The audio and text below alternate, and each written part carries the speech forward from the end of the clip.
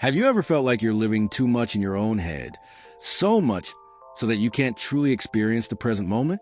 You're constantly worrying about the future, regretting the past, dwelling on old mistakes, and trying to control everything with your thoughts alone. If you're exhausted by your own mind, Get Out of Your Mind and Into Your Life by Dr. Stephen Hayes might be the light you've been searching for. In this book, the renowned psychologist and co-founder of ACT, Acceptance and Commitment Therapy, reveals a profound truth. Most of our suffering doesn't come from life circumstances, but from our own minds. Unlike animals, humans possess thought and language, which help us create, solve problems, and evolve, but they can also trap us in spirals of overthinking, anxiety, and self-criticism. Dr. Hayes begins with seemingly simple, but deeply symbolic examples. Why do we feel an invisible pull to jump when standing on the edge of a cliff? Why can a cat walk fearlessly along a narrow ledge, or a dog remain cheerful even after being mistreated, as long as it has food and shelter? The answer: animals live in the present. Humans, on the other hand, are trapped in the past and the future, tormented by what has happened or fearful of what's yet to come. And all of this stems from language, our constant inner dialogue. Humans experience two types of pain: direct physical pain and psychological pain, which lingers and haunts us after events. For example, losing a loved one is real pain, but refusing to allow yourself to feel joy again because you believe, "I don't deserve it," is suffering created by the mind. This is how we unconsciously punish ourselves, not because of the situation itself, but because of how we think about it. In ACT, the first step isn't trying to change negative thoughts. It's accepting them. But acceptance doesn't mean giving up. It means not resisting or denying pain, but instead walking alongside it calmly.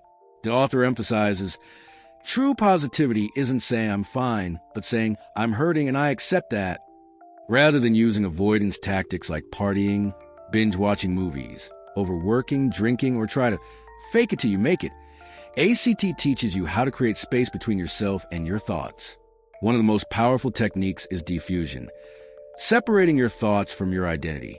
When you say "I'm sad," you're identifying with sadness. But when you say "I'm having the thought that I'm sad," you've created space, a distance that allows you to observe instead of becoming overwhelmed. The author introduces several practical and easy-to-use techniques. The camera on the wall technique. Imagine observing yourself from an external viewpoint, like a camera watching from a distance. If you're in an argument with your partner, try imagining the scene as if you're watching a movie. This helps you stay calm, gain perspective, and avoid overreacting. The leaves on a stream exercise. Imagine writing your negative thoughts, like "I'm useless" or "I'm hurting," on leaves floating down a river. Picture them slowly drifting away. This helps you practice letting go of unnecessary attachments. Repeating a single word, like bread. If you say the same word over and over again, it loses its meaning. This shows you that words are just symbols, and they don't have power over your emotions unless you allow them to. Another technique is describing your emotions as objects instead of judging them. For example, if you feel angry because things didn't go your way, imagine your anger as a red, heavy, steaming block. Now, picture setting it down and just watching it. The feeling may become lighter, not because you force it away, but because you're no longer fused with it. Once you practice acceptance, defusion, and letting go, the next step is committed action. According to Dr. Hayes, real change requires meaningful action, not random effort, but action rooted in your deepest values. Values are not fleeting goals or moods. They're long-term guiding principles for your life. For example, you may choose to be a loving father, a helpful citizen, or a kind, honest person. These values don't depend on outcomes or circumstances. They're the compass for everything you do. To discover your core values, the author suggests writing a eulogy for yourself. If you were gone, what would you want people to say about you? This exercise isn't meant to be depressing. It helps you realize what truly matters. And from there, you can commit to living that truth step by step every day. But on this journey, you will stumble. You'll break your commitments, fail, and want to give up. That's normal. The most important thing is to forgive yourself. Every failure is a chance to learn again. The author compares it to a child learning to walk, falling, getting up, falling again, What matters is that you don't lose faith in the values you've chosen. One fun, powerful strategy to support committed action is breaking your old patterns, doing things that once made you feel embarrassed or afraid, like wearing a silly hat to work, speaking your mind in meetings, or expressing your true feelings to loved ones.